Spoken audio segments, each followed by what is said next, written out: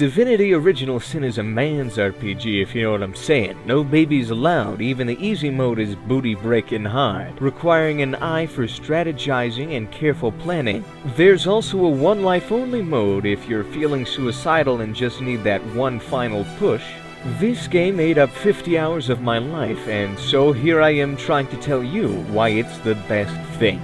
If you haven't noticed lately, most fantasy RPGs these days revolve around grim, dark worlds where everyone is sad because there's war and plague and racism. Ooh, look at me. In my game, everyone is sick and starving and miserable, which works well enough for the serious tone the writers are going for.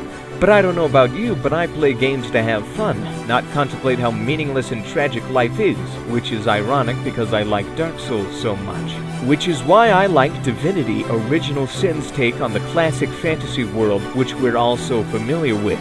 Technically, Larian Studios has been using the same fantasy universe ever since their first game in 2002, so with all of their games taking place in the same universe, you would think that there would be quite a bit of lore built up, but no. Really, the history of the land doesn't matter so much, and that's because Larian Studios takes a somewhat liberal stance on world building. When the game starts, you're given the usual fluff material setting up the world for that particular game, but doesn't give you a 6-page history lesson on how the world was created or any of that jazz.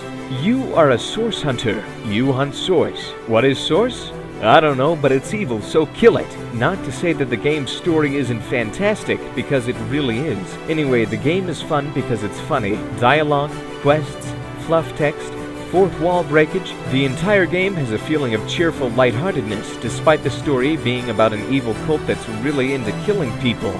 The game's story is, at its heart, a mystery. You start off being sent to the coastal city of Syseal trying to solve the murder of a local counselor, and your order thinks Source might have been involved. So, the entire, first 5 hours of the game is you running around the town figuring out what happened. And then, suddenly, things get a whole lot more interesting. This crazy cult leader lady starts getting involved, and you travel to the end of time itself to attempt to reforge the tapestry of time using starstones that also happen to be wanted by the crazy cult people to turn into bloodstones because blood is awesome. But then you learn that you might also be reincarnated forms of great generals from the land before time or something. But then you learn that you're also freaking gods who are protecting a super cool thing, but you chicken out and now the entire universe is in danger and stuff. So kill the crazy cult leader, you idiot. The story becomes so complex that at the end you're reporting back to your guild and they ask how the whole murder mystery thing went and you're like, huh? Oh yeah, that was the thing.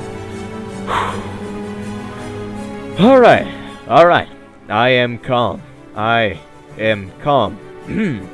Anyways, let's talk about gameplay. The gameplay takes the classic action point-driven turn-based combat of the earlier Fallout games and merges it with World of Warcraft-like skills and then just puts a little bit of Diablo's loot system on top. Combat is only about a third of the gameplay though. The rest is occupied by solving puzzles, talking to people, and just messing around because the game's engine is just so dang fun to play around in. There are so many possibilities with your character, build, spells, and interesting companions. It is simply amazing. Did I mention how well written the game is? The game has amazing writing, and what's more, it isn't just cold-hearted, grisly, edgy dialogue that is so prevalent in the dude bro genre or other RPGs of a similar setting, but instead, all the characters are charming and have their own quirks, which really instill a sense of uniqueness. All the characters, well, have character. This game is so good!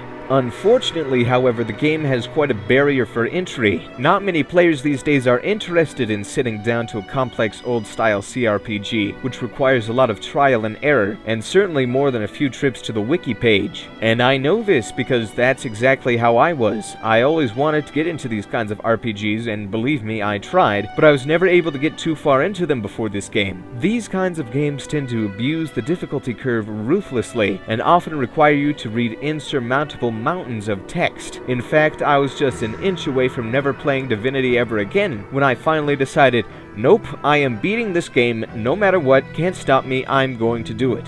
And then I did. I think everyone should give this game a try, even if the idea of a 50-hour RPG that will absolutely kick your butt isn't that appealing. I think it's something that you should at least attempt to do. In conclusion, Divinity Original Sin is the best thing.